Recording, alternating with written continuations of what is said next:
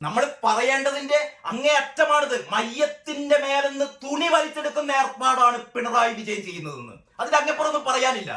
അതിന്റെ അങ്ങപ്പുറം ഒന്നും പറയാനില്ല. അതാണ് സാക്ഷാൽ പിണറായി വിജയൻ ഇപ്പോൾ ചെയ്തുകൊണ്ടിരിക്കുന്നത്.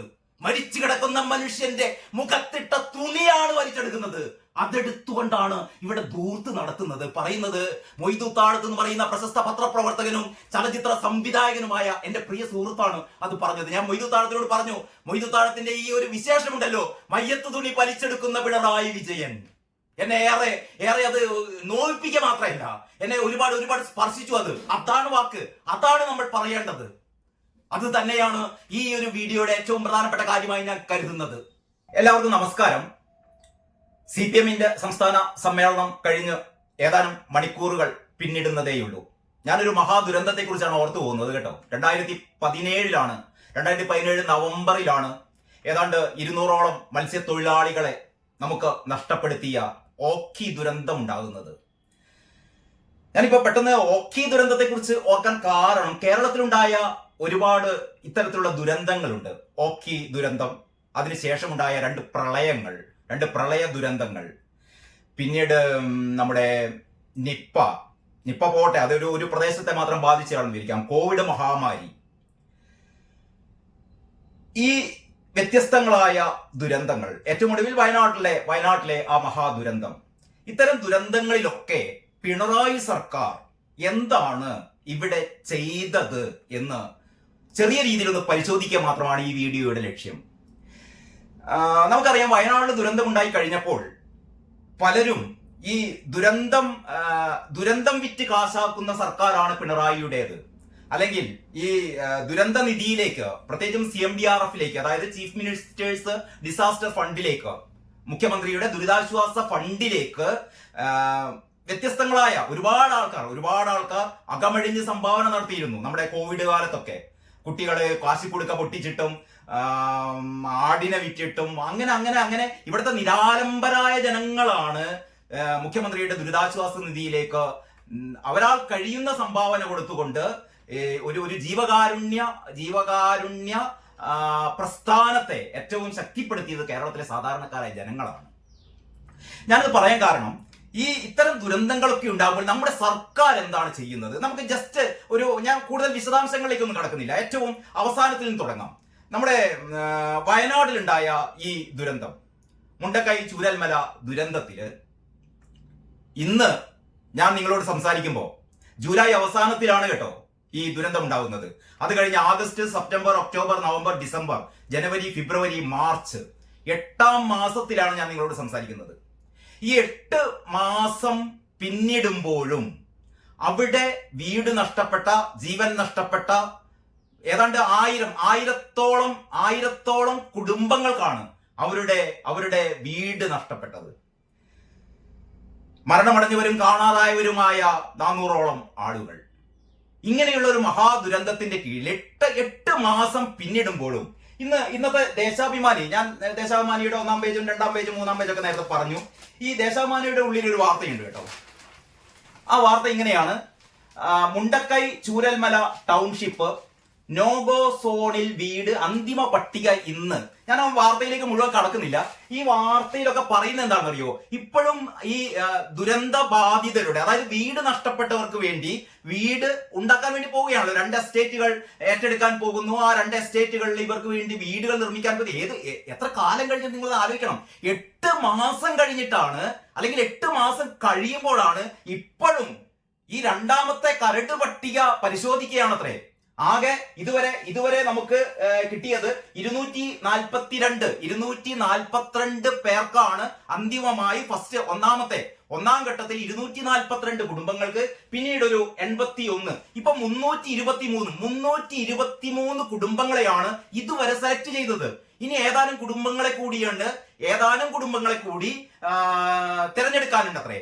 ഞാൻ ചുരുക്കി പറഞ്ഞാൽ എനിക്ക് തോന്നുന്നു ഏതാണ്ട് ഒരു 500-ൽ താഴെ കുടുംബങ്ങൾക്കാണ് സർക്കാർ വീട് വെച്ച് കൊടുക്കാൻ പോകുന്നത്. 8 മാസം കഴിഞ്ഞിട്ടും പിണറായി സർക്കാർ എന്ന് പറയുന്ന ഇന്നലെ കൊല്ലത്ത് സംസ്ഥാന സമ്മേളനം കഴിഞ്ഞപ്പോൾ CPM പറയുന്നത് കേരളത്തെ അങ്ങോട്ട് വികസിപ്പിക്കാൻ പോവുകയാണ് അവര്.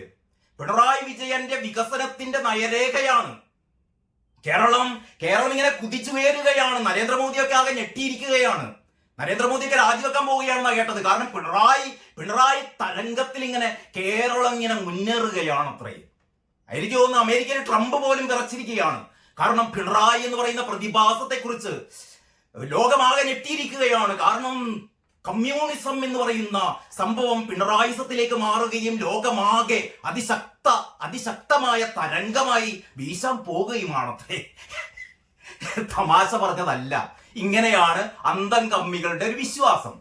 ഞാൻ പറഞ്ഞുകൊണ്ടുവരുന്നത്, നിങ്ങള് നയരേഖയോ വികസന നയരേഖയോ എന്ത് മണ്ണാങ്കട്ട വേണമെങ്കിലും അവതരിപ്പിച്ചോ. 30 ദിവസമായി സെക്രട്ടേറിയറ്റിന് മുന്നിൽ നിരാലംബരായ ആശാ വർക്കർമാർ സമരം ചെയ്യുകയാണ്. ഞാൻ കഴിഞ്ഞ വീഡിയോയിൽ പറഞ്ഞിരുന്നു, 232 രൂപ മാത്രം ദിവസം വേതനത്തിൽ ജോലി ചെയ്യുന്ന 26,000-ഓളം വരുന്ന ആശാ വർക്കർമാർ ഇവർ സെക്രട്ടേറിയറ്റിന് മുമ്പിൽ കഴിഞ്ഞ 30 ദിവസമായി സമരം ചെയ്യുകയാണ്. അവരുടെ വേതനം 232 രൂപ എന്നുള്ളതിന് പകരം ഒരു ദിവസം മിനിമം കൂലിയായ 700 രൂപയെങ്കിലും ഞങ്ങൾക്ക് തരൂ. ഞങ്ങൾ വിരമിക്കുമ്പോൾ ഒരു 5 ലക്ഷം രൂപയെങ്കിലും വിരമിക്കൽ സഹായമായി തരൂ എന്നാണ് പാവപ്പെട്ട ഈ അഗതികളായ സമൂഹത്തിന്റെ ഏറ്റവും താഴെ തട്ടിലുള്ള വീട്ടമ്മമാർ പറയുന്നത്, ആശാ തൊഴിലാളികൾ പറയുന്നത്. ഇത് കേൾക്കാത്ത സർക്കാർ, ഇത് കേൾക്കാത്ത ഒരു കമ്മ്യൂണിസ്റ്റ് മുഖ്യമന്ത്രി എന്ത് മണ്ണാങ്കട്ടയുണ്ടാക്കാനാണ്, എന്ത് ഉണ്ടയുണ്ടാക്കാനാണ് നിങ്ങൾ ഈ സംസ്ഥാന സമ്മേളനം നടത്തുന്നത്? നിങ്ങൾ അവതരിപ്പിക്കാൻ പോകുന്ന നയരേഖ, വികസന നയരേഖ എന്തിനെ, ആർക്കു വേണ്ടിയിട്ട്? ഒരു കമ്മ്യൂണിസ്റ്റ് മുഖ്യമന്ത്രി എന്ന് പറഞ്ഞാൽ സാധാരണക്കാരുടെ സങ്കടങ്ങൾ കാണേണ്ടവനാണ്. സാധാരണക്കാരുടെ സങ്കടങ്ങൾ പരിഹരിക്കാൻ വേണ്ടി മുന്നിൽ നിൽക്കേണ്ടവനാണ്. ഒരുപാട് കമ്മ്യൂണിസ്റ്റ് നേതാക്കന്മാരെ, കമ്മ്യൂണിസ്റ്റ് മുഖ്യമന്ത്രിമാരെ നമുക്കറിയാം. EMS മുതൽ ഇങ്ങോട്ടേക്ക് എടുത്തോ, നായനാർ വരെ, VS വരെ. ഈ സമ്മേളനത്തിൽ നിങ്ങൾ VS അച്യുതാനന്ദൻ എന്ന് പറയുന്ന കേരളത്തിൽ 1964 CPM എന്നുള്ള പ്രസ്ഥാനത്തെ കമ്മ്യൂണിസ്റ്റ് പാർട്ടി വിഭജിക്കുകയും CPM-ന് രൂപം കൊടുക്കുകയും ചെയ്ത കേരളത്തിലെ 7 നേതാക്കളിൽ ജീവിച്ചിരിക്കുന്ന ഏക നേതാവായ VS അച്യുതാനന്ദൻ എന്ന് പറയുന്ന നേതാവിനെ കഴിഞ്ഞ 5 ദിവസം കൊല്ലത്ത് സംസ്ഥാന സമ്മേളനം നടന്നപ്പോൾ ഞാൻ ഓരോ ദിവസവും ദേശാഭിമാനി നോക്കുകയായിരുന്നു. ദേശാഭിമാനിയിൽ നിങ്ങൾ ഒരുപാട് നേതാക്കന്മാരുടെ പണവും വിവരങ്ങളും കൊടുത്തു. VS അച്യുതാനന്ദനെ കുറിച്ച് ഒരു വരി എഴുതിയില്ല, ഫോട്ടോ കൊടുത്തില്ല. ആ സമ്മേളന നഗരിയിലെങ്ങും VS-ന്റെ ഒരു ഫോട്ടോ പോലും നിങ്ങൾ വെച്ചില്ല. പൊട്ടെ. ഞാൻ പറഞ്ഞുകൊണ്ട് വരുന്നത്, ഈ വയനാട്ടില് 8 മാസം കഴിഞ്ഞിട്ടും ഈ പിണറായി വിജയൻ ഈ കേന്ദ്രത്തെ കുറ്റപ്പെടുത്തിയിരിക്കുകയല്ലാതെ ഈ 500-ഓളം കുടുംബങ്ങൾക്ക്, അവരുടെ കണക്കിൽ അങ്ങനെയാണല്ലോ, ഏതാണ്ട് 500-ഓളം കുടുംബങ്ങൾക്ക് വീട് വെച്ച് കൊടുക്കാൻ നിങ്ങൾക്ക് പറ്റുന്നില്ല. ഞാനത് ചോദിക്കട്ടെ, നിങ്ങൾ കേന്ദ്രം തന്നില്ല എന്ന് ഇനി നിങ്ങൾ മിണ്ടാൻ പാടില്ല. കാരണം നിങ്ങളുടെ SDRF-ൽ 120 കോടി രൂപ എടുത്തോളാൻ വേണ്ടി ഹൈക്കോടതി പറഞ്ഞിട്ട് കാലങ്ങൾ എത്രയായി എന്നറിയോ? 120 കോടി രൂപ SDRF-ൽ കിടക്കുന്നു. മുഖ്യമന്ത്രിയുടെ ദുരിതാശ്വാസ ഫണ്ടിൽ ഒരു 750 കോടി കിടക്കുന്നു. KN ബാലഗോപാൽ ഇപ്രാവശ്യം ബജറ്റിൽ 750 കോടി രൂപ നീക്കി വെച്ചിട്ടുണ്ട്. 529 കോടി രൂപ കേന്ദ്രം കഴിഞ്ഞ മാസമാണ് അലോട്ട് ചെയ്തത്. അത് വായ്പയാണ് എന്നൊക്കെ പറയുന്ന 50 വർഷത്തിന് ശേഷം പലിശയില്ലാതെ തിരിച്ചടയ്ക്കാമെന്നൊരു വായ്പ. അതിന് വായ്പ എന്നല്ല പറയേണ്ടത്, അതൊരു ഫണ്ട് തന്നെയാണ്, സഹായം തന്നെയാണ്. നിങ്ങൾ 50 വർഷത്തിനപ്പുറം എങ്ങനെ തിരിച്ചടയ്ക്കും എന്നുള്ളതിനെ കുറിച്ച് വേവലാതിയൊന്നും വേണ്ട. ഞാൻ പറഞ്ഞുകൊണ്ട് വരുന്നത് 529 കോടി രൂപ, മറ്റൊന്ന് 750 കോടി രൂപ, വേറൊരു 750 കോടി രൂപ, വേറൊരു 120 കോടി രൂപ, 2200-ഓളം കോടി രൂപ സർക്കാരിന്റെ കയ്യിലിരിക്കുമ്പോഴാണ് നിങ്ങൾ ഇമ്മതി തെമ്മാടിത്തം കളിക്കുന്നത്. ഇത് തെമ്മാടിത്തം അല്ലാതെ പിന്നെ എന്താണ് ഇതിൽ പറയേണ്ടത്? ഞാനൊന്ന് ചോദിക്കട്ടെ, ഈ ദുരന്തം കഴിഞ്ഞിട്ട്, വയനാട്ടിൽ ദുരന്തം കഴിഞ്ഞിട്ട് നിങ്ങൾക്കൊരു 1-2 ആഴ്ച പോട്ടെ, നിങ്ങൾക്കൊരു മാസത്തിനുള്ളിൽ ഈ പറയുന്ന 500 പേർക്ക് നിങ്ങൾക്ക് ഓരോ കോടി വെച്ച് കൊടുത്തെങ്കിൽ 500 കുടുംബങ്ങൾക്ക് 1 കോടി രൂപ, ഒരു കുടുംബത്തിന് 1 കോടി രൂപ എന്നുള്ള രീതിയിൽ കൊടുത്തിരുന്നെങ്കിൽ 500 കോടി മതിയായിരുന്നു. നിങ്ങളുടെ കയ്യിൽ 2000 കോടി വെച്ചിട്ടാണ് ഈ പറയുന്ന 500 കുടുംബങ്ങൾക്ക് നിങ്ങൾ ഈ കരട് രേഖയും കൊണ്ട് കണ്ട് നടക്കുന്നത്. ഇതുവരെ വീട് വെച്ച് കൊടുക്കാൻ നിങ്ങൾക്ക് പറ്റിയിട്ടില്ല. ഇതാണോ നിങ്ങളുടെ ഈ ദുരന്ത ബാധിതരോടുള്ള നിങ്ങളുടെ മനോഭാവം? കോവിഡ് കാലത്ത് നിങ്ങൾക്ക് അറിയാലോ, കോവിഡ് കാലത്ത് ജനങ്ങൾ മുഴുവൻ ഈ ദുരിതാശ്വാസ പ്രവർത്തനത്തിൽ ഇറങ്ങിയപ്പോൾ നിങ്ങളുടെ മുഖ്യമന്ത്രിയുടെ ദുരിതാശ്വാസ നിധിയിലേക്ക് സംഭാവനകളായി നൽകിയപ്പോൾ നിങ്ങൾ ചെയ്തത് എന്താണ്? ഇവിടെ കൊള്ളയടിക്കുകയായിരുന്നു.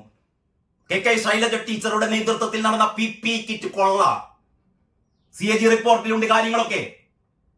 അതായത് ഒരു ദുരന്തത്തിന്റെ മറവിൽ നിങ്ങൾ കൈയിട്ട് വാരുകയായിരുന്നു, കൊള്ളയടിക്കുകയായിരുന്നു. പ്രളയനിധി തട്ടിപ്പ് നടത്തിയ CPM-കാരെ എറണാകുളത്തുണ്ട് കുറെ എണ്ണം, ഇപ്പോഴും കേസ് നടന്നുകൊണ്ടിരിക്കുകയാണ്. പ്രളയനിധി തട്ടിപ്പ്, പ്രളയം വന്നപ്പോൾ പ്രളയനിധിയിൽ നിന്ന് കൈയിട്ട് വാരി. കോവിഡ് വന്നപ്പോൾ PPE കിറ്റ് അഴിമതി നടത്തി കോടികൾ നിങ്ങൾ കൈയിട്ട് വാരി. ഈ ഒരു വീഡിയോ ചെയ്യാനുള്ള ഏറ്റവും പ്രധാനപ്പെട്ട കാര്യം എന്ന് പറയുന്നത് 2017, ഞാൻ ഈ വീഡിയോയുടെ തുടക്കത്തിൽ പറഞ്ഞ 2017 ഓഖി ദുരന്തം ഉണ്ടായത്. ഓഖി ദുരന്തത്തിൽ ജീവൻ നഷ്ടപ്പെട്ട 200ഓളം പേർക്ക് നമ്മുടെ ഈ മുഖ്യമന്ത്രിയുടെ ദുരിതാശ്വാസ നിധിയിൽ അന്ന് എന്റെ ഓർമ്മ ശരിയാണെങ്കിൽ ഒരു 120 കോടി രൂപയുണ്ടായിരുന്നു. 120 കോടി രൂപ ഈ ദുരന്തത്തിന് ഇരയായവർക്ക് കൊടുക്കുന്നതിൽ നിന്ന്, അതിൽ നിന്നാണ് അന്ന് മുഖ്യമന്ത്രി പിണറായി വിജയൻ ചെയ്ത ഏറ്റവും വലിയ ഒരു കൊള്ള എന്ന് പറഞ്ഞാൽ, ഈ ദുരിതാശ്വാസ നിധിയിലെ പൈസ എടുത്തിട്ടാണ് അന്ന് ഒരു ജില്ലാ സമ്മേളനം നടത്തുന്ന വേദിയിൽ നിന്നും മുഖ്യമന്ത്രി എങ്ങോട്ടേക്ക് പോയെന്ന് പറയൂ? ഡൽഹിയിലേക്ക് പോയത്, വിമാനം കയറിയത്. സ്പെഷ്യൽ വിമാനം വിളിച്ചിട്ട് അന്ന് വിമാനത്തിൽ 13 ലക്ഷം രൂപ വിമാന കമ്പനി ഏർപ്പെടുത്തിയപ്പോൾ അതിൽ 8 ലക്ഷം രൂപ ഈ പറയുന്ന ഈ ദുരിതാശ്വാസ നിധിയിൽ നിന്ന്, അല്ലെങ്കിൽ ഈ ദുരന്ത നിധിയിൽ നിന്ന് പണം കട്ടെടുത്തുകൊണ്ട് ഡൽഹിയിലേക്ക് വിമാനം കയറിയ മുഖ്യമന്ത്രി പിണറായി വിജയൻ. അന്ന് അക്കാലത്തെ ഓൺലൈൻ പത്രങ്ങളിലൊക്കെ, പ്രത്യേകിച്ച് മനോരമ ഓൺലൈനിലൊക്കെ ഈ വാർത്തയുണ്ടായിരുന്നു. ഈ സംഭവത്തെ കുറിച്ച് ഇപ്പോഴാണ്, കഴിഞ്ഞ ദിവസമാണ്, നിങ്ങൾ എത്ര പേർ ശ്രദ്ധിച്ചു എന്നറിയില്ല, 2,40,00,000 രൂപയാണ് മുഖ്യമന്ത്രിയുടെ വീട്ടുമുറ്റത്ത് നിർത്തിയിട്ടിരിക്കുന്ന ഒരു ഹെലികോപ്റ്ററിന് വേണ്ടിയിട്ട് നമ്മൾ ചെലവഴിച്ചത്. 2024 ഒക്ടോബർ മുതൽ നവംബർ, ഡിസംബർ, ജനുവരി 4 മാസത്തെ ഹെലികോപ്റ്ററിന്റെ വാടക 2,40,00,000 രൂപ ധനകാര്യ വകുപ്പ് അനുവദിച്ചിരിക്കുന്നു. ഈ സെക്രട്ടേറിയറ്റ് മുമ്പിൽ 232 രൂപ ദിവസവേതനം 700 രൂപയാക്കി തരാൻ വേണ്ടിയിട്ട് പാവപ്പെട്ട സ്ത്രീകൾ സമരം ചെയ്യുമ്പോൾ 30 ദിവസമായിട്ടും തിരിഞ്ഞു നോക്കാത്ത പിണറായി വിജയന്റെ ഹെലികോപ്റ്ററിന് വേണ്ടിയിട്ട് 2.5 കോടി രൂപ എഴുതിയെടുക്കുന്ന ഒരു ഗതികെട്ട നാട്ടിലാണ് നമ്മൾ ജീവിക്കുന്നത് എന്ന് ഓർമ്മിക്കണം. ഞാൻ ഈ വീഡിയോ ചെയ്യാനുള്ള ഏറ്റവും പ്രധാനപ്പെട്ട കാരണം എന്ന് പറയുന്നത്, ഞാൻ വീണ്ടും ആ ഓഖി ദുരന്തത്തിലേക്ക് തിരിച്ചു പോവുകയാണ്. ഞാൻ കഴിഞ്ഞ ദിവസം നോക്കിയപ്പോഴാണ് 7 വർഷം മുമ്പ് നടന്ന ആ ദുരന്തത്തെ കുറിച്ച് എന്റെ പ്രിയ സുഹൃത്ത് മൊയ്തു താഴത്ത് തയ്യാറാക്കിയ ഒരു വീഡിയോ എന്റെ ശ്രദ്ധയിൽപ്പെട്ടത്. കാരണം ഇന്ന് ഞാൻ ചെയ്ത ആദ്യത്തെ വീഡിയോ ഞാൻ പറഞ്ഞിരുന്നു, പിണറായി വിജയന്റെ പല പ്രവർത്തനങ്ങളെയും കാണുമ്പോൾ നമ്മൾ എങ്ങനെയാണ് അതിനെ വിശേഷിപ്പിക്കേണ്ടത് എന്ന് വാക്കുകൾ കിട്ടാതെ തപ്പിത്തടയാറുണ്ട്. കാരണം അതിനിശിതമായി വിമർശിക്കേണ്ടി വരുമ്പോൾ നമ്മുടെ കയ്യിൽ അതിനെ പറ്റിയ വാക്കുകളില്ല, വാചകങ്ങളില്ല. ഈ കോവിഡ് കാലത്തൊക്കെ നടത്തിയ തട്ടിപ്പും വെട്ടിപ്പും, പ്രളയകാലത്ത് നടത്തിയ തട്ടിപ്പും വെട്ടിപ്പും, മുഖ്യമന്ത്രിയുടെ ദുരിതാശ്വാസ നിധിയിൽ നിന്നാണ് അറിയാലോ, നമ്മുടെ ലോകായുക്തയിൽ വന്ന കേസ് എന്ന് പറഞ്ഞാൽ, ഈ മുഖ്യമന്ത്രിയുടെ ദുരിതാശ്വാസ നിധിയിൽ നിന്ന് ദുരന്തം അനുഭവിക്കുന്ന, പ്രകൃതി ദുരന്തങ്ങളോ അതേപോലുള്ള ദുരന്തങ്ങളോ അനുഭവിക്കുന്ന മനുഷ്യർക്ക് വേണ്ടിയിട്ട് അത്തരം സന്ദർഭങ്ങളിൽ ഉപയോഗിക്കേണ്ട മുഖ്യമന്ത്രിയുടെ ദുരിതാശ്വാസ നിധിയിൽ നിന്ന് കാശെടുത്തിട്ടായിരുന്നു നമ്മൾ ഉഴവൂർ വിജയന്റെ കുടുംബത്തിന് 25 ലക്ഷം രൂപ കൊടുത്തത്. ഓർമ്മയുണ്ടോ? 25 ലക്ഷം രൂപ ഉഴവൂർ വിജയന്റെ കുടുംബത്തിന് കൊടുത്തു. ഏതിൽ നിന്ന് അറിയോ? ഈ പാവപ്പെട്ട കുട്ടികൾ കുടുക്ക പൊട്ടിച്ചു കൊടുത്ത കാശിൽ നിന്ന്, പാവപ്പെട്ട സ്ത്രീകൾ ആടിനെ വിറ്റ് നൽകിയ കാശിൽ നിന്ന്. ഇത്തരത്തിലുള്ള കണ്ണീരിന്റെ നനവുള്ള കാശെടുത്തിട്ടാണ് ഉഴവൂർ വിജയൻ എന്ന് പറയുന്ന ഉഴവൂർ വിജയനോടുള്ള ബഹുമാനക്കുറവൊന്നും എനിക്കില്ല കേട്ടോ, നല്ല നേതാവായിരുന്നു ഉഴവൂർ വിജയൻ. പക്ഷെ ഉഴവൂർ വിജയന്റെ കുടുംബത്തെ സഹായിക്കാൻ ദുരന്ത നിധിയിൽ നിന്നല്ല കാശെടുക്കേണ്ടത്. ചെങ്ങന്നൂർ MLA ആയ KK രാമചന്ദ്രൻ നായരുടെ കുടുംബത്തിൽ സ്വർണ്ണപ്പണയം തിരിച്ചെടുക്കാൻ വേണ്ടിയിട്ട് വീണ്ടും കൊടുത്തു, അവിടെയും കൊടുത്തു 8.5 ലക്ഷം രൂപ. KK രാമചന്ദ്രൻ നായർ എന്ന് പറയുന്ന CPM സഖാവിന്റെ വീട്ടിലെ സ്വർണ്ണാഭരണം, പണയം വെച്ച സ്വർണം വീണ്ടെടുക്കാൻ വേണ്ടിയിട്ട്, കാറിന്റെ അടച്ചു തീർക്കാൻ വേണ്ടിയിട്ട് 8.5 ലക്ഷം രൂപ കൊടുക്കുന്നു. കോടിയേരി ബാലകൃഷ്ണന്റെ ഒരു എസ്കോർട്ട് പോയ, കോടിയേരി ബാലകൃഷ്ണന്റെ സെക്രട്ടറി ആയിരുന്നു, CPM-ന്റെ സെക്രട്ടറി ആയ കാലത്ത് കോടിയേരി ബാലകൃഷ്ണന്റെ വാഹന വ്യൂഹത്തിന് എസ്കോർട്ട് പോയ ഒരു ഡ്രൈവർ മരിച്ചപ്പോൾ അദ്ദേഹത്തിന്റെ കുടുംബത്തിന് 20 ലക്ഷം രൂപ എല്ലാം കൊടുത്ത്, ഒന്നും കൊടുക്കണ്ട എന്നല്ല ഞാൻ പറയുന്നത്, ഇതൊക്കെ കൊടുത്തത് ഏതിൽ നിന്നാണെന്നറിയോ? ഈ ദുരന്ത നിവാരണ ഫണ്ടിൽ നിന്ന്, മുഖ്യമന്ത്രിയുടെ CMDRF-ൽ നിന്ന്. അങ്ങനെ ഈ ഇത്തരത്തിലുള്ള ദുരന്ത ഫണ്ട് മുഴുവൻ കൊള്ളയടിക്കുകയാണ് പിണറായി സർക്കാർ എന്ന് പറയുമ്പോൾ നേരത്തെ പറയാൻ അല്ലെങ്കിൽ പേടിയായിരുന്നു, പിടിച്ച് അറസ്റ്റ് ചെയ്ത് കൊണ്ടുപോകായിരുന്നു. പക്ഷെ സത്യം സത്യമല്ലാതായി തീരുമോ? മൊയ്തു താഴത്തിന്റെ എന്താ പറയാ, മൊയ്തു താഴത്തിന്റെ ആ വീഡിയോ ഞാൻ പറ്റുമെങ്കിൽ എന്റെ ഈ വീഡിയോക്ക് ശേഷം അല്ലെങ്കിൽ വീഡിയോയുടെ തുടർച്ചയായി മൊയ്തു താഴത്തിന്റെ ആ വീഡിയോ എന്റെ ശ്രദ്ധയിൽപ്പെട്ട ആ വീഡിയോ ഞാൻ ഇടുന്നുണ്ട്. അതിൽ മൊയ്തു താഴത്ത് വളരെ കൃത്യമായി പറയുന്നു, കാണാതായ മരണപ്പെട്ട മത്സ്യത്തൊഴിലാളികൾ അവർക്ക് വേണ്ടിയിട്ടുള്ള ദുരിതാശ്വാസ നിധിയിൽ നിന്ന് പണം കട്ടെടുത്തുകൊണ്ട് വിമാനയാത്ര നടത്തിയ മുഖ്യമന്ത്രിയെ കുറിച്ച്. അതിൽ മൊയ്തു താഴത്ത് പറയുന്ന ഒരു വാചകമാണ് കേട്ടോ എന്നെ ഏറ്റവും അധികം സ്പർശിച്ചത്. എങ്ങനെയാണ് ഇതിനെ വിശേഷിപ്പിച്ചത് മൊയ്തു താഴത്ത് എന്നറിയോ? മൊയ്തു താഴത്ത് പറയുന്നുണ്ട്, സാധാരണ നമ്മുടെ മലബാറിലൊക്കെ പറയാറുണ്ട്, മയ്യത്ത് തുണി, മയ്യത്തിന്റെ മേത്ത് നിന്ന് തുണി വലിച്ചെടുക്കുക എന്ന്. നമ്മൾ പറയേണ്ടതിന്റെ അങ്ങേയറ്റമാണിത്. മയ്യത്തിന്റെ മേലെന്ന് തുണി വലിച്ചെടുക്കുന്ന ഏർപ്പാടാണ് പിണറായി വിജയൻ ചെയ്യുന്നതെന്ന്. അതിന്റെ അങ്ങപ്പുറം ഒന്നും പറയാനില്ല. അതാണ് സാക്ഷാൽ പിണറായി വിജയൻ ഇപ്പോൾ ചെയ്തുകൊണ്ടിരിക്കുന്നത്. മരിച്ചു കിടക്കുന്ന മനുഷ്യന്റെ മുഖത്തിട്ട തുണിയാണ് വലിച്ചെടുക്കുന്നത്. അതെടുത്തുകൊണ്ടാണ് ഇവിടെ ധൂർത്ത് നടത്തുന്നത്. പറയുന്നത് മൊയ്തു താഴത്ത് എന്ന് പറയുന്ന പ്രശസ്ത പത്രപ്രവർത്തകനും ചലച്ചിത്ര സംവിധായകനുമായ എന്റെ പ്രിയ സുഹൃത്താണ് അത് പറഞ്ഞത്. ഞാൻ മൊയ്തു താഴത്തിനോട് പറഞ്ഞു, മൊയ്തു താഴത്തിന്റെ ഈ ഒരു വിശേഷമുണ്ടല്ലോ, മയ്യത്ത് തുണി വലിച്ചെടുക്കുന്ന പിണറായി വിജയൻ, എന്നെ ഏറെ അത് നോവിപ്പിക്കുക മാത്രമല്ല, എന്നെ ഒരുപാട് സ്പർശിച്ചു. അതാണ് വാക്ക്, അതാണ് നമ്മൾ പറയേണ്ടത്. അത് തന്നെയാണ് ഈ ഒരു വീഡിയോയുടെ ഏറ്റവും പ്രധാനപ്പെട്ട കാര്യമായി ഞാൻ കരുതുന്നത്. അപ്പൊ ഈ വീഡിയോ ഞാൻ ചെയ്യാനുള്ള ഏറ്റവും പ്രധാനപ്പെട്ട കാരണം എന്ന് പറയുന്നത് മൊയ്തു താഴത്തിനോടുള്ള എന്റെ ഒരു ഐക്യദാർഢ്യം പ്രകടിപ്പിക്കാൻ വേണ്ടിയിട്ടാണ്. കാരണം ഇങ്ങനെയും കുറെ മനുഷ്യരുണ്ട്, ഇങ്ങനെയും കുറെ പത്രപ്രവർത്തകരുണ്ട്, ഇങ്ങനെയും കുറെ ചലച്ചിത്ര സംവിധായകരുണ്ട്. എനിക്കറിയാലോ, കേരളം നടുങ്ങിപ്പോയ ആ രാത്രി 51 വെട്ടുവെട്ടിക്കൊണ്ട് അല്ലെങ്കിൽ ആശയപരമായി വിയോജിപ്പുള്ള തങ്ങളുടെ കൂട്ടത്തിലുള്ള ഒരു നേതാവിനെ കമ്മ്യൂണിസ്റ്റുകാർ സാധാരണ ആശയം കൊണ്ടാണ് യുദ്ധം ചെയ്യാറുള്ളത് എന്നാണ് പറയാ. പക്ഷേ ഈ കമ്മ്യൂണിസ്റ്റ് പാർട്ടി വ്യതിയാനം ഉണ്ടായപ്പോൾ, അതിനെ ചൂണ്ടിക്കാണിച്ചപ്പോൾ, നിങ്ങളുടെ പോക്ക് ശരിയല്ല എന്ന് പറഞ്ഞപ്പോൾ, ടി.പി. ചന്ദ്രശേഖരൻ എന്ന് പറഞ്ഞ ധീരനായ സഖാവിനെ 51 വെട്ടുവെട്ടിക്കൊന്ന ആ കാളരാത്രി മലയാളി മറക്കില്ല. ആ സംഭവത്തെ കുറിച്ച് ഇവിടെ ചലച്ചിത്രം ചെയ്തു, ഇവിടെ സിനിമ സംവിധാനം ചെയ്തു ടി.പി. 51. നമ്മളിൽ പലരും ആ സിനിമ കണ്ടിട്ടില്ല, കാണാൻ സഖാക്കൾ അനുവദിച്ചില്ല. ഒരുപാട് ആശയ പ്രചരണത്തിന് സ്വാതന്ത്ര്യം നൽകണം എന്ന് പറഞ്ഞ് ഇവിടെ പലപ്പോഴും മുദ്രാവാക്യം മുഴക്കാറുള്ള സഖാക്കൾ അവർക്കെതിരെ മൊയ്തു താഴത്ത് എന്ന് പറയുന്ന സംവിധായകൻ രൂപപ്പെടുത്തിയ ആ സിനിമ ഈ മലയാളികളെ കാണിച്ചില്ല. എങ്കിലും കുറെ പേരൊക്കെ കണ്ടു, കുറെ തിയേറ്ററുകളെങ്കിലും ആ സിനിമ പ്രദർശിപ്പിച്ചു. ടി.പി. 51 വടകരയിൽ തന്നെ രമേശേട്ടൻ ടി.പി. ചന്ദ്രശേഖരനായി വേഷമിട്ട, ദേവി അജിത്ത് കെ രമയായി വേഷമിട്ട ചിത്രം, ആ ചിത്രത്തിന്റെ പണിപ്പുരയിൽ ആ ചിത്രം തയ്യാറാക്കുന്ന സമയത്ത്, ആ ചിത്രം സംവിധാനം ചെയ്യുന്ന സമയത്ത് ഞാനിന്ന് കേരളകൗമുദിയിൽ ജോലി ചെയ്യുകയാണ്.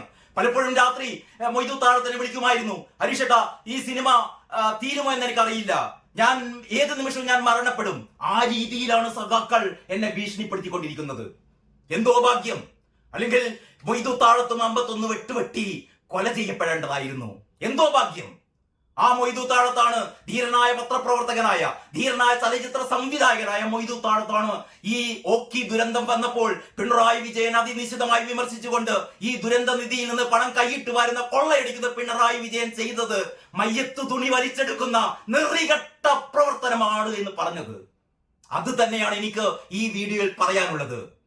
ഈ ഏറ്റവും അവസാനത്തെ, അതായത് വയനാട്ടിലെ നിങ്ങൾ ഈ ദുരന്തത്തിനിരയായവർ നിങ്ങളോട് ക്ഷമിക്കില്ല. നിങ്ങൾ 2026 അതിന് മുമ്പത്തെ പഞ്ചായത്ത് തെരഞ്ഞെടുപ്പിലെ ഫലം കണ്ടോ? ജനങ്ങൾ ചൂണ്ടുവിരൽ ഉയർത്തും. പഞ്ചായത്ത് തെരഞ്ഞെടുപ്പിലും അത് കഴിഞ്ഞ് 2026 മൂന്നാം വട്ടം എന്നുള്ള നിങ്ങളുടെ ഈ പറയുന്ന നിങ്ങളുടെ സ്വപ്നമുണ്ടല്ലോ, ഒരു കാലത്തും കേരളത്തിൽ നടക്കാൻ പോകുന്നില്ല. കാരണം നിങ്ങൾ ചെയ്തത് അത്രമാത്രം അധർമ്മമാണ്. മയ്യത്ത് തുണി വലിച്ചെടുക്കുന്ന ഏർപ്പാടാണ് നിങ്ങൾ ചെയ്തത്. കേരള ജനത ഒരു കാലത്ത് നിങ്ങളോട് ക്ഷമിക്കില്ല കേട്ടോ. കയ്യിൽ 2000 കോടി കയ്യിൽ വെച്ചുകൊണ്ട് ആ 8 മാസം കഴിഞ്ഞിട്ടും നിങ്ങൾ അവർക്ക് വീട് വെച്ച് കൊടുക്കുന്നില്ല. മാത്രമല്ല 100 കണക്കിന് ആളുകൾ ഇവർക്ക് വീട് വെച്ച് കൊടുക്കാന്ന് പറഞ്ഞിരുന്നു. ഒന്ന് ആലോചിക്കണം നിങ്ങൾ. ഞാൻ എന്റെ ഡയറിയിൽ രേഖപ്പെടുത്തിയിട്ടുണ്ട്. ഏതാണ്ട് 1300ഓളം വീടുകൾ ഇവിടെ ഓഫർ ചെയ്തിട്ടുണ്ട് പലരും. 1300ഓളം വീടുകൾ. അത്രയൊന്നും വേണ്ട. ആ ഓഫർ ചെയ്ത ആൾക്കാരെ ഒന്നും വേണ്ട. എന്നിട്ട് ഓരോ വീടിന് 30 ലക്ഷം രൂപ ചെലവാകും. ഇനി വീട് വേണ്ടാത്തവർക്ക് ഞങ്ങൾ ഒരു 15 ലക്ഷം കൊടുത്തേക്കാം. 15 ലക്ഷമല്ല, നിങ്ങൾ ഓരോ കോടി കൊടുക്ക്. ഒന്നുമല്ല, 2 കോടി കൊടുക്കുക. ഓരോ ദുരന്ത കുടുംബത്തിനും നിങ്ങളൊരു 2 കോടി കൊടുത്താലും ഇവിടെ 1000 കോടി രൂപയെ നിങ്ങളുടെ കയ്യിൽ നിന്ന് ചെലവ് വരും. നിങ്ങളുടെ കയ്യിൽ ഇപ്പോഴുണ്ട് 2000 കോടി രൂപ. നിങ്ങൾ എന്നിട്ടാണ് പറയുന്നത് കേന്ദ്രം തന്നിട്ടില്ല. കേന്ദ്രം നിങ്ങൾക്ക് ഒരു പൈസയും തരണ്ട. നിങ്ങളുടെ കയ്യിലുണ്ടല്ലോ. നിങ്ങളുടെ കയ്യിലുള്ള നിങ്ങൾക്ക് പുട്ടടിക്കാനാണോ? ഞാൻ കൂടുതലൊന്നും ദീർഘിപ്പിക്കുന്നില്ല. എനിക്ക് മൊയ്തു താഴത്ത് പറഞ്ഞ ആ വാചകം മാത്രമാണ് ആദ്യമായും അവസാനമായും ഇവിടുത്തെ ഭരണകർത്താക്കളോട് പറയാനുള്ളത്. നിങ്ങൾ ഇവിടുത്തെ പാവപ്പെട്ട മനുഷ്യന്റെ മരിച്ചുപോയ മനുഷ്യന്റെ ആ മയ്യത്തിന്റെ മുകളിലിട്ട തുണിയുണ്ടല്ലോ, ആ തുണിയെങ്കിലും വലിച്ചെടുക്കരുത് എന്ന് മാത്രമേ എനിക്ക് നിങ്ങളോട് പറയാനുള്ളൂ. എന്റെ പ്രിയപ്പെട്ട മൊയ്തു താഴത്തിന് ഇങ്ങനെ ഒരു വാചകം, ഇതിനേക്കാൾ ശക്തമായ വാചകം ഇല്ല മൊയ്തു താഴത്തെ. നിങ്ങളാണ് യഥാർത്ഥത്തിലുള്ള വിപ്ലവകാരി എന്ന് പറയാൻ എനിക്ക് തോന്നിപ്പോകുന്നത്. നിങ്ങളെപ്പോലുള്ള പത്രപ്രവർത്തകർ, നിങ്ങളെപ്പോലുള്ള കലാകാരന്മാർ, അതൊക്കെയാണ് നമ്മളെ സംബന്ധിച്ചിടത്തോളം നമ്മുടെ ജീവിതത്തെ ഇത്രമേൽ ഒരു പ്രസന്നഭരിതമാക്കുന്നത്. അല്ലെങ്കിൽ ആശ, നമ്മുടെ ഒരു പ്രതീക്ഷ, പുതിയ ലോകത്തെ കുറിച്ചുള്ള പ്രതീക്ഷ നൽകുന്നത് നിങ്ങളൊക്കെയാണ്. അല്ലാതെ ഇത്തരത്തിലുള്ള സംസ്ഥാന സമ്മേളനം നടക്കുമ്പോൾ ജനങ്ങളെ വീണ്ടും പിഴിഞ്ഞുകൊണ്ട് സെസ്സും ഫീസും നൽകിക്കൊണ്ട് ഞങ്ങളിതാ കേരളത്തെ എന്തോ വൻ സംഭവമാക്കി മാറ്റാൻ പോകുന്നു, ഞങ്ങളിതാ വികസന നയരേഖ കൊണ്ടുവരുന്നു എന്നൊക്കെ ഈ പറയുന്ന പുണ്ണാക്ക്, ഈ പറയുന്ന ഉണ്ട, ഈ പറയുന്ന എനിക്ക് പറയാൻ വാക്കുകളില്ല. ഇത്തരത്തിൽപ്പെട്ട തട്ടിപ്പ് പരിപാടികൾ, തട്ടിപ്പ് നാടകങ്ങൾ നിർത്തുന്നതാണ് പിണറായി വിജയ നിനക്കും നിന്റെ കൂടെയുള്ളവർക്കും നല്ലത് എന്ന് മാത്രമേ എനിക്ക് ഓർമ്മിപ്പിക്കാനുള്ളൂ. തൽക്കാലം നിർത്തട്ടെ. നന്ദി, നമസ്കാരം. പ്രിയപ്പെട്ടവരെ, ഞാൻ മൊയ്തു താഴത്ത്. ഈ തിരമാലകൾക്ക് നടുവിൽ ഇപ്പോഴും ഹതഭാഗ്യരായ മത്സ്യത്തൊഴിലാളികൾ എവിടെയാണെന്നറിയാത്ത തരത്തിൽ തിരച്ചിൽ തുടർന്നുകൊണ്ടിരിക്കുന്ന ഘട്ടത്തിലാണ് നമ്മുടെ ബഹുമാനപ്പെട്ട മുഖ്യമന്ത്രി പിണറായി വിജയൻ ഓഖി ദുരിതാശ്വാസ ഫണ്ടിൽ നിന്ന് വിമാനയാത്ര നടത്തിയിട്ടുള്ളത്. സാധാരണ മനുഷ്യൻ്റെ ജീവിത പ്രയാസങ്ങൾ കാണുന്നവനായിരിക്കണം ഒരു കമ്മ്യൂണിസ്റ്റ് മുഖ്യമന്ത്രി. എന്തുകൊണ്ടാണ് പിണറായി വിജയൻ ഇങ്ങനെ ചെയ്യുന്നത് എന്ന് ചോദിച്ചാൽ, ഒരുപക്ഷെ സ്റ്റാലിനും മുസോളിനിയും ഹിറ്റ്ലറും ഇതുതന്നെയാണ് ചെയ്തിട്ടുള്ളത്. വിഴിഞ്ഞം കടപ്പുറത്തെ പാവപ്പെട്ട മത്സ്യത്തൊഴിലാളിയുടെ നെഞ്ചകങ്ങളിലെ വികാരം കാണുന്നതിന് പകരം ബ്ലേഡ് ഗോപാലിൻ്റെ വീട്ടിൽ പോയി പ്രത്യയശാസ്ത്രം പറയുന്നതല്ല ശരി. പച്ച മലയാളത്തിൽ പറഞ്ഞാൽ, ഓഖി ദുരിതാശ്വാസ നിധിയിൽ നിന്ന് കട്ടത് വിമാനത്തിൽ പോയത്, മലബാറിലൊരു ഭാഷയുണ്ട്, മയ്യത്തിൻ്റെ മുകളിൽ നിന്ന് തുണി വലിക്കുക എന്നുള്ളത്. ബഹുമാനപ്പെട്ട പിണറായി വിജയൻ, മയ്യത്തിൻ്റെ മുകളിൽ നിന്ന് തുണി വലിക്കരുത്, ഇത് ഹതഭാഗ്യതയാണ്. ഭരിക്കാൻ അറിയില്ലെങ്കിൽ കിടന്നുറങ്ങുക, അല്ലെങ്കിൽ ഓടിപ്പോവുക. കാരണം ഹിറ്റ്ലറെ പോലെ ഭരിക്കാൻ കേരളം അനുവദിക്കില്ല. പാവപ്പെട്ട മത്സ്യത്തൊഴിലാളിയുടെ കണ്ണുനീരിൻ്റെ ഭാഷ അത് ഹൃദയത്തിൻ്റെ ഭാഷയാണ്. ആ ഭാഷയ്ക്ക് വേദനയുടെ ഹൃദയവികാരമുണ്ട്. ആ ഹൃദയവികാരം മനസ്സിലാക്കുന്നതിന് പകരം ആ പണമെടുത്ത്